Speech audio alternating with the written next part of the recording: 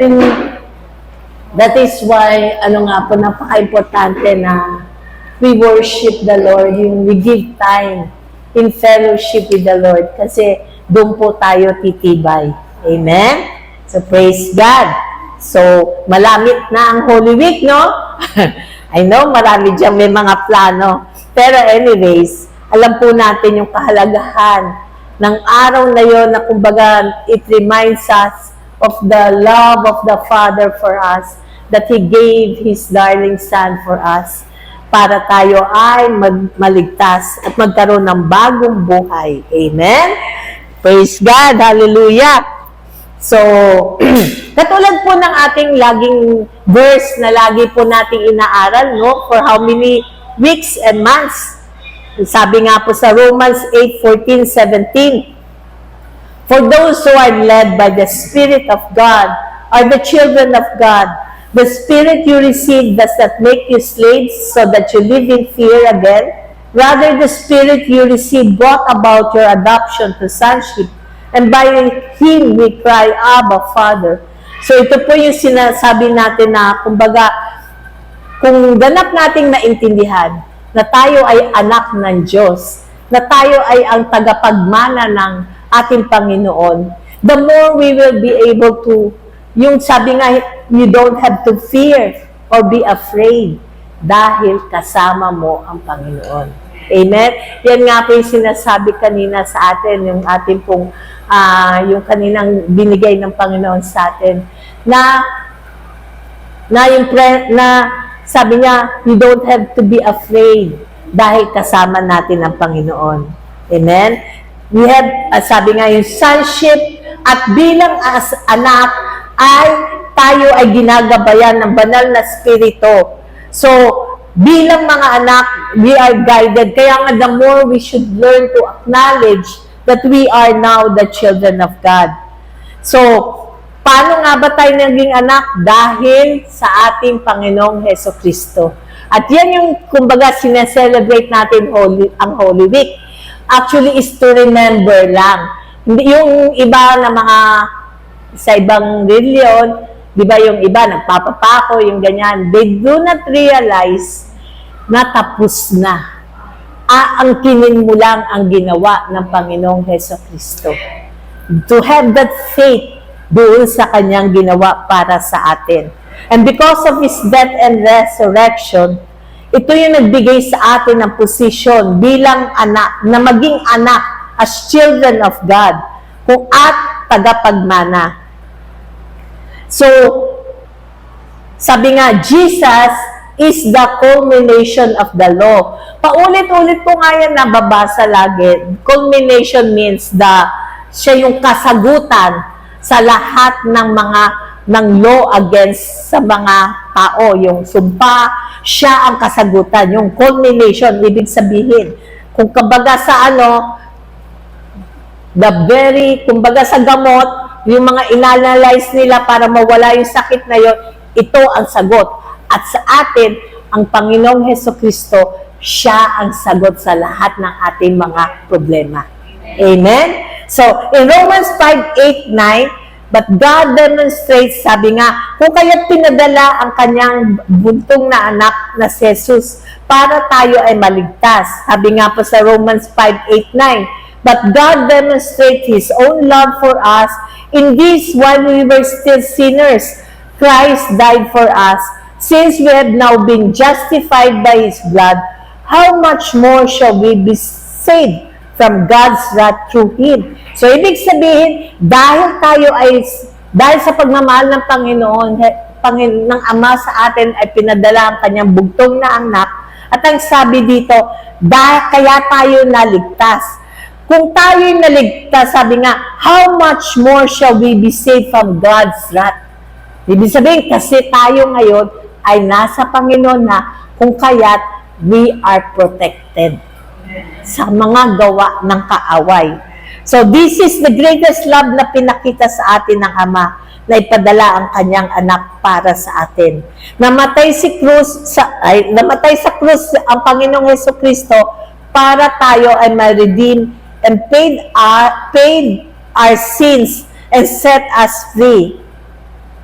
So, balikan muna natin kung ano ang kinuha at hirap ng Panginoong Jesus para tayo ay mapalaya. Sabi nga sa Isaiah 52:14, just as there were many who were appalled at him, at his appearance, was so disfigured beyond that of any human being, and this form marred beyond human likeness. So, ibig sabihin dito, yung pong ang Panginoong Jesucristo, nung siya po ay pinako sa krus, nung siya po ay namatay para sa atin, sabi nga hindi mo makilala sa sobrang, kumbaga, disfigured yung kanyang katawan at kanyang mukha. Ganon yung kinuha ng Panginoon para sa atin. And that is why we celebrate Holy Week, because of the goodness na ginawa, sacrifice na ginawa ng Panginoong Jesucristo sa atin. So first, sabi nga, ano ba yung mga kinuha niya? Kinuha niya yung tinik, yung crown of thorns sa kanyang ulo. Meron po tayong picture dyan. Ang sinasabi nga po, yung made of yung crown na yon is made of thorns. Ibig sabihin, may mga alam mo, tinik, di ba yung sa rose, kapag na ganun mo lang, ang sakit. How much more yung mga tinik doon sa yung malalaki at diniin dito sa ulo ng Panginoon na parang masugat at mahatak yung kanyang laman. So, yun ang kinuha niya para sa ating kapayapaan. For our peace of mind. Kung mapapansin ninyo ngayon sa mga panahon ngayon, ang daming mga depressed na tao.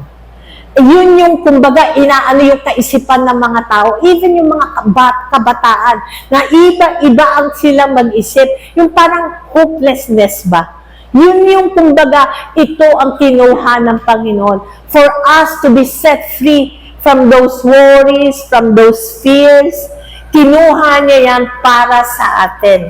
Yung mga mind nagto-torture sa ating kaisipan.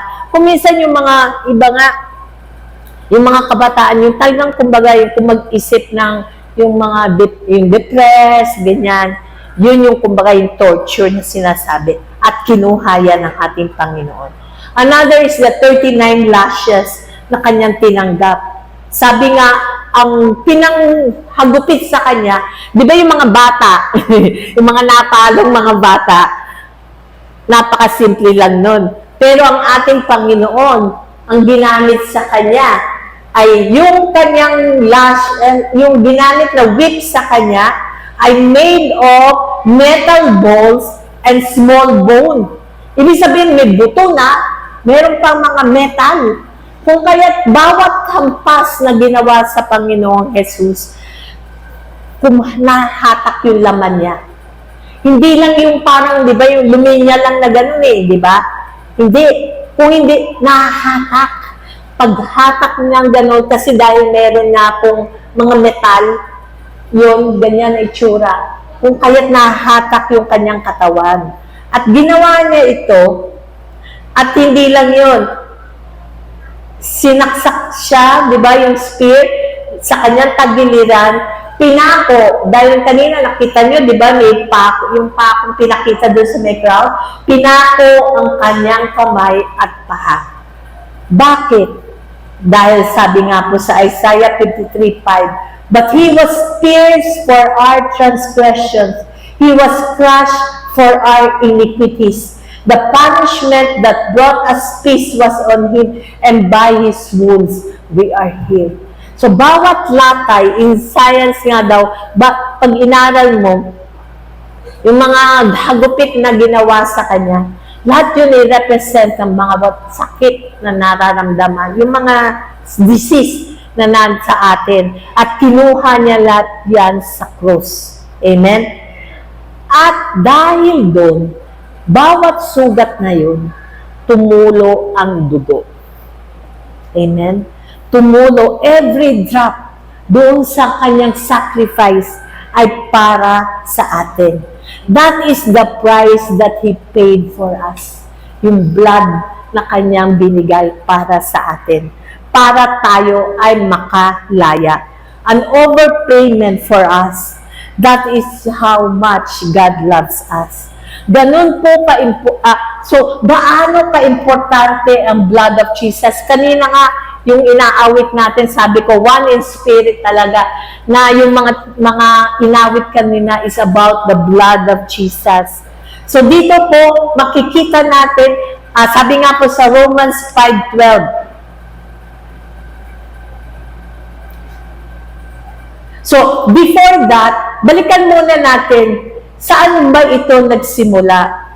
Nagsimula nung create ng Panginoon si Adan at Eva, at doon ay nagkasala sila. So, in Romans 5:12, therefore, just as sin entered the world through one man, death through sin, and in this way, death came to all people because all sinned. So dito po sa Romans 5:12, pinapakita, dahil sa isang kasalanan ng tao, which is si Adan, no? Nagkasala siya. Pumasok ang kasalanan sa lahat ng tao. Mankind. Kumbaga sa lahat. At sinasabi po dito, kasama doon ay ang sumpa at kamatayan. Kaya ang mundong ito ay under the power of Satan. Yung force, that spiritual force, na nung nagkasala si Adan, pumasok. Kumbaga, ang tindi nung kasalanan na nagdulot ng lahat ng tao, kahit hindi ka pa pinapanganak, lahat yan may kasalanan na. Yun yung, kumbaga, that force na nagdulot ng nakasama nun ay kamatayan at sumpa. Pero dahil nga, para nga po tayo maligtas, ay kailangan magkatawang tao ang ating Panginoon para tayo ay mapalaya. So, Jesus is the perfect sacrifice that is without sin. So, maalala ninyo nung araw, pero basahin ko muna itong Romans 5:15-7. But the gift is not like the trespass. For if the many died by the trespass of that one man, how much more did God's grace and the gift that came by the grace of that one man, Jesus Christ, overflow to the many?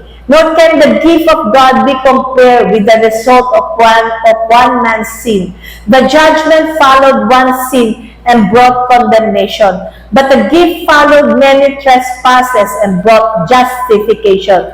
For if the trespass of that one man, death reigned through that one man, how much more with those who receive God's abundant provision of grace and the gift of righteousness reign in life through that one man, Jesus Christ. So, tignan natin to ha. Ang ganda po nung tinuro ng Panginoon sa akin dito, yung revelation about this.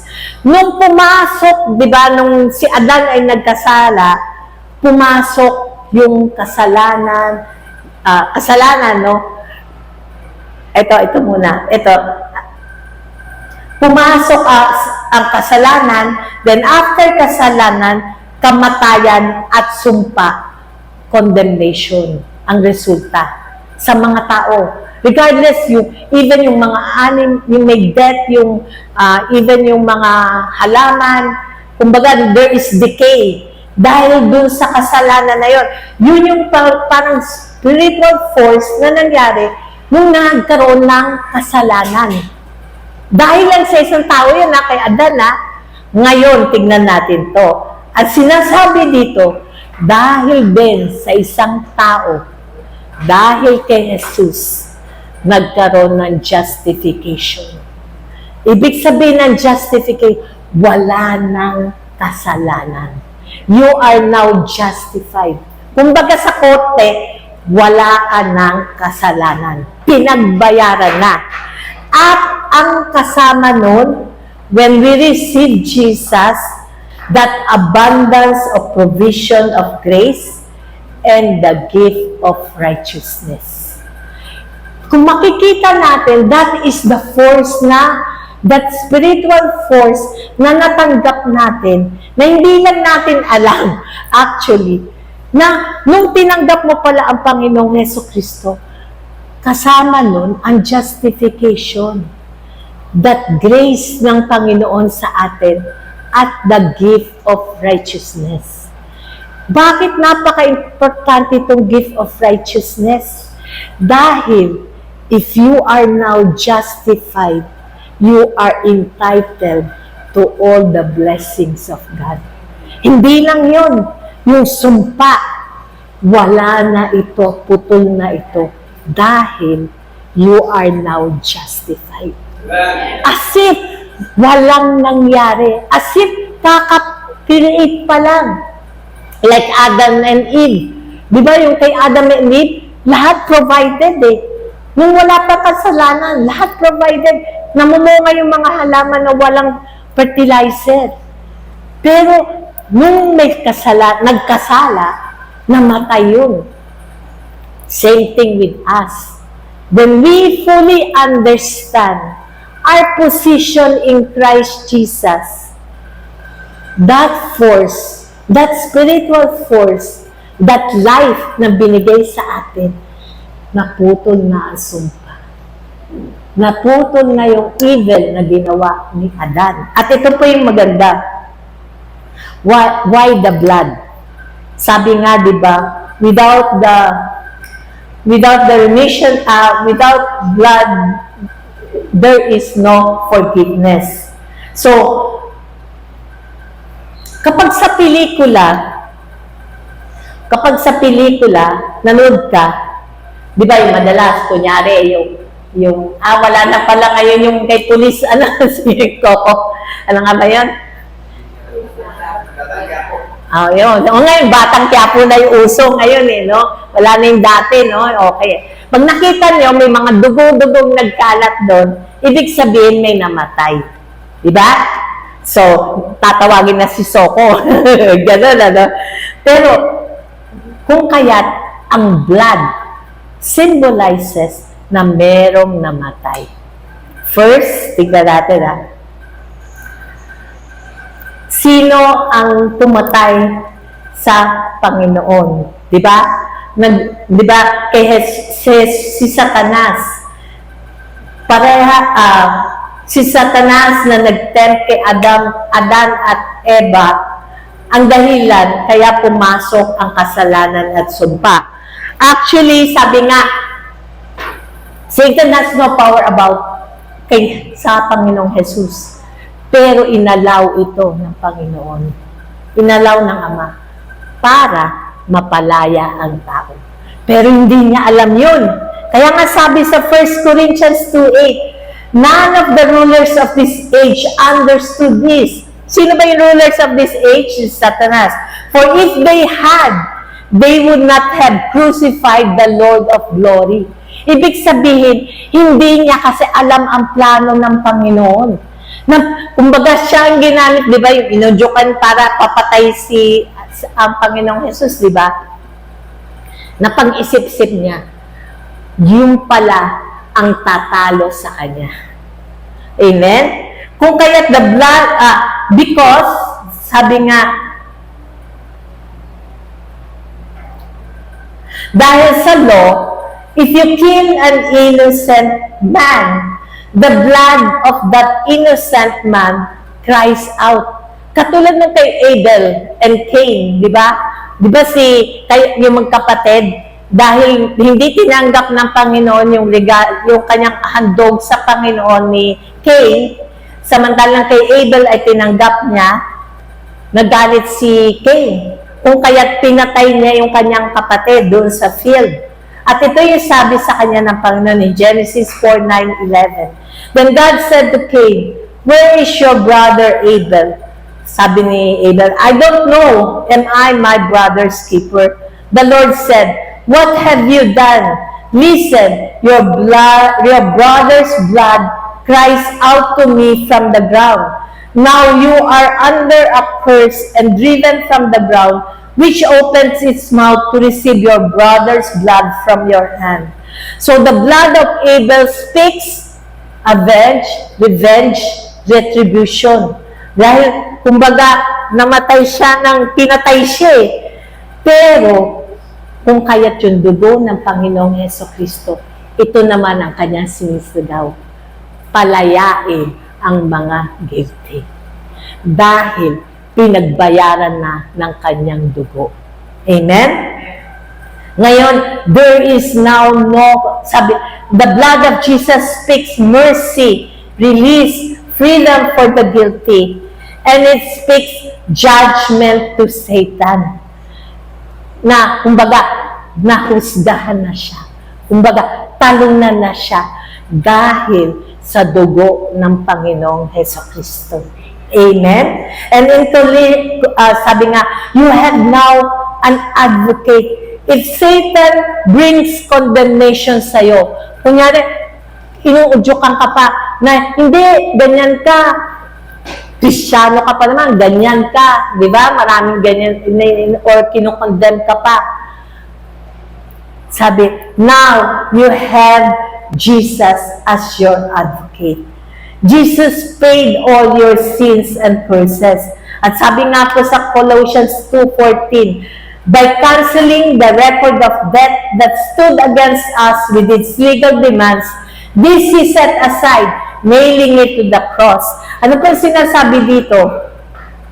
Lahat na naguhusga sa'yo, kapag ikaw ay na kay Hesukristo, napalaya ka na niya. Amen? Ang sabi nga po dito, all, di ba, like the 10 Commandments, kapag hindi mo nagawa isa doon, guilty. Kasunod nun, death, condemnation, judgment. Pero, ngayon that you are under grace, that you have Jesus in your life, you have that righteousness sa atin. Kung kaya't sabi nga, naputol na yung judgment. Yung judgment of the law na sa'yo, na huhusga sa atin. So, inalisa ni Jesus lahat ng ating pagkakautang. Kung baga sa court, hindi ka na guilty dahil may nagbayad na sa iyong kasalanan. No matter how big or small, or whatever situation na meron ka, lahat ito ay kinuhanan ng Panginoon at pinagbayaran na niya. Kung kaya't you are now free. Amen? God has an answer to all your problems. Amen? Kung kaya, for example, sa isang, kunyari, ikaw, may access ka sa mga, kunyari, may bilyonaryo kang kaibigan mo, kunyari, si Bill Gates, at binigyan ka niya ng access sa lahat ng kanyang mga bank account, at sinabi sa kanya, kapag may kailangan ka, kumuha ka lang dun. At kunyari, meron kang utang na 1 milyon. So, anong sinasabi dito? Back up ka ni Bill Gates. Sa atin, back up tayo ng ating Panginoon. At sabi, ano nga bang sabi? Ang Panginoong Jesus, He is the creator of heaven and earth. Lahat ito ay sa Kanya. Kung kaya't walang limit sa ating Panginoon. That is why we need the blood of Jesus. Sabi nga, the blood of Jesus an overpayment. He owns the heaven and the earth. Kung kaya sabi nga po sa Ephesians 1:7, in Him we have redemption through His blood, the forgiveness of sins in accordance with the riches of God's grace. So walang limit. Kumbaga sa ano, di ba tayo mahilig sa di ba sa ano yung di ba yung pag kumain ka sa Korean, wala, di ba unlimited yung ano, yun. So yun ang sinasabi dito ng there is no limit sa lahat ng pwedeng ibigay sa iyo ng Panginoon. All you need to do is you have to acknowledge that you are the child of God. And you plead the blood of Jesus. Kumbaga ito, merong storya si Reinhard Bonnke. Sabi niya, meron daw kumbaga pinagsama sila sa isang show ni isang atheist at saka siya. So, ang sabi ng atheist, sabi niya, wala namang kwenta ang dugo ng Jesus na sinasabi mo. Bakit 2,000 years ago, ang tao ay makasalanan na? Ba't hanggang ngayon makasalanan pa? Anong sabi ni Reinhard Bonnke? Hindi totoo yan. Ang dugo ng Panginoong Jesus ay very powerful For example, ang isang sabon. Alam natin ang ano ng sabon, ang bisa ng sabon, nakakalinis sa atin yan. Pero kapag hindi mo yan ina-apply, madumi ka pa rin. Pero pag ginamit mo yan, malinis ka. The same thing with us. When you know the power of the blood of Jesus, when you accepted Jesus as your personal Savior, there is power working in us. That spiritual force, sabi nga, na kumikilos dahil sa dugo ng Panginoong Jesucristo. Because that is the payment na binigay ng Panginoon sa atin. The redemption na binigay niya sa atin. Amen? So, every time that the enemy wants to hurt you, iharap mo lang ang dugo ng Panginoon. Remind yourself the blood of Jesus and the enemy cannot touch you. Remember yung time nung sa Egypt? Di ba? Yung sa Egypt? Di ba yung 10th plague na mamamatay yung mga firstborn? At anong sabi ng Panginoon? Para maligtas kayo, kumuha kayo ng dugo at ipahid doon sa pintuan. At ang enemy ay hindi makakapasok. So, ano nga po, di ba? And it cannot hurt you. The enemy cannot hurt you. When I see the blood, the enemy cannot touch you. If you plead the blood of Jesus, remind yourself of the sacrifice na ginawa ng Panginoong Jesucristo. The enemy cannot touch you. Kumbaga saan? Ay, mahirap banggain yan. Pinagbayaran na yan. At ang tingin ng kaaway doon, diyan ako natalo. Bayad na yan. Kasi yung dugo, nandun na.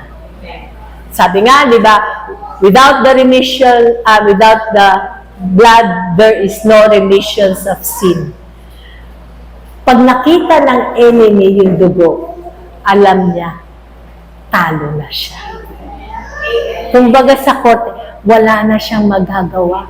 Tapos na. Napalaya na. And that is why sinasabi ng Panginoon dito, always hold on sa aking ginawa para sa inyo.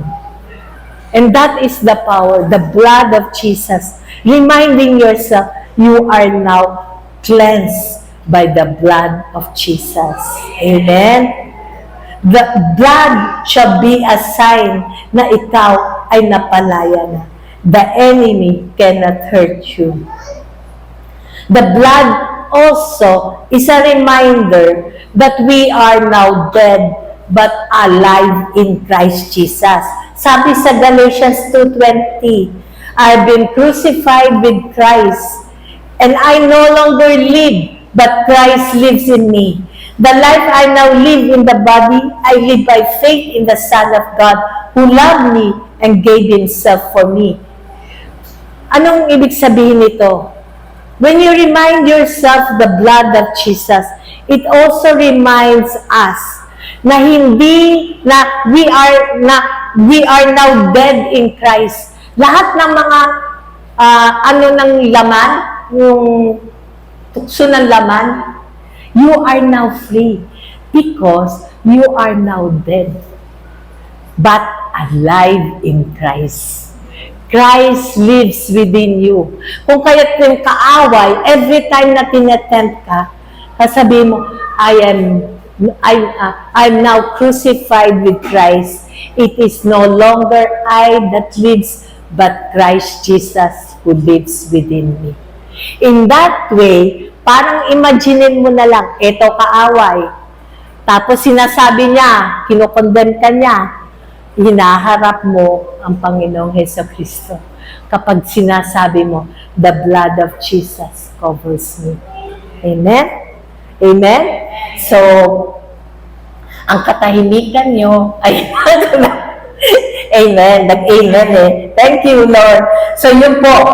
It is a reminder to us that we are now dead but alive in Christ. Amen? In Galatians 2:20, now, because of that, we have peace because of Jesus. Ito nga po yung tinuturo ng Panginoon na latest na pinakita niya sa akin. In Colossians 1:16-20, for in Him all things were created, things in heaven and earth, visible and invisible, whether thrones or powers or rulers or authorities, all things have been created through Him and for Him. Anong sinasabi dito ng Panginoon? Lahat ay sa Kanya and created for Him. Anong sinasabi? Yung hindi nakikita, nakikita. Yung hindi nakikita at hindi nakikita, yung nasa langit at nasa lupa, yung mga thrones, ibig sabihin yung mga governments or powers or rulers or authorities, lahat ito ay para sa Kanya. And they are subject to His leadership, to His authority. Tuloy natin He is before all things, and in Him, all things hold together.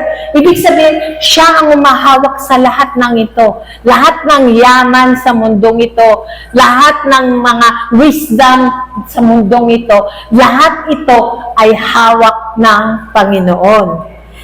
At anong sabi dito? And He is the head of the body, the church. He is the beginning and the firstborn from among the dead, so that in everything He might have the supremacy.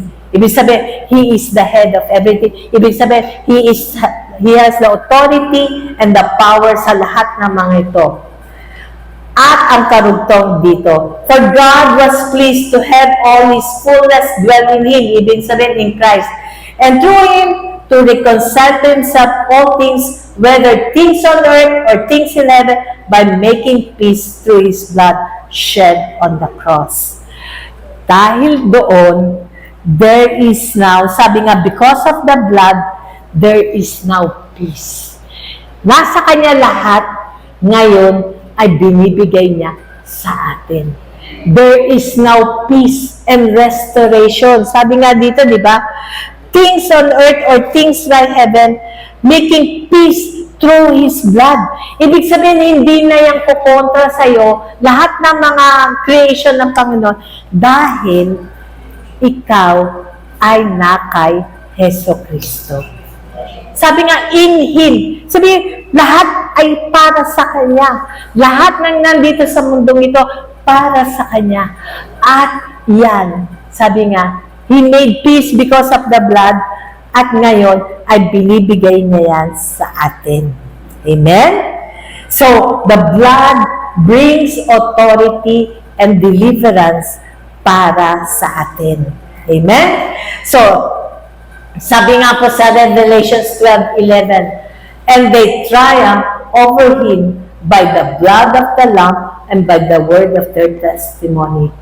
Ibig sabihin, we will reign in life because of the blood and His word. Amen? Amen? That is why paulit-ulit po tayo na tinuturo natin yung Word of God ay napaka-importante sa atin. When we, di ba remember yung word na sinabi ng Panginoon? When you hold on to my word, you love me. And my Father loves you. And I love you. And I will reveal myself to you. Ipapakita niya ang glory niya sa atin. Paghawakan mo ang kanyang salita. Meditate on His word. Because when you meditate on His word, the renewing of our mind, mas naiintindihan mo at mas naririnig mo ang kanyang sinasabi. At you acknowledge the blood of Jesus that sets you free. Every time there is condemnation or every time na gumagawa ang kaaway, let the protection, the blood of Jesus protects you. Amen. And the enemy cannot hurt you. And that is why we need to plead the blood of Jesus. And how? When we take the communion, we are reminding ourselves that we are now one in Christ Jesus. Sabi nga in John 6:51-57, I am the living bread that come down from heaven. Whoever eats this bread will live forever. This bread is my flesh, which I will give for the life of the world. Then the Jews began to argue sharply among themselves, how can this man give us his flesh to eat? Jesus said to them, very truly I tell you, unless you eat the flesh of the Son of Man and drink his blood, you have no life in you. Whoever eats my flesh and drinks my blood has eternal life, and I will raise him up at the last day. For my flesh is real food, and my blood is real drink. Whoever eats my flesh and drinks my blood remains in me, and I in them. Just as the living Father sent me, and I live because of the Father, so the one who feeds on me will live because of me. Amen? So, ang ganda po nito, no? Yung sinasabi ng Panginoon, when you eat my flesh and drink my blood, you remain in me. Amen? And that is why napaka-importante pong maintindihan natin to, that when we do that, we just do not take the bread and the wine simply lang. It is reminding us, you are in union with Christ Jesus. Parang sa mag-asawa, isa na lang kayo dahil sa Kanya. Amen? Because of the blood na binigay niya para sa atin. Amen? Praise God! So,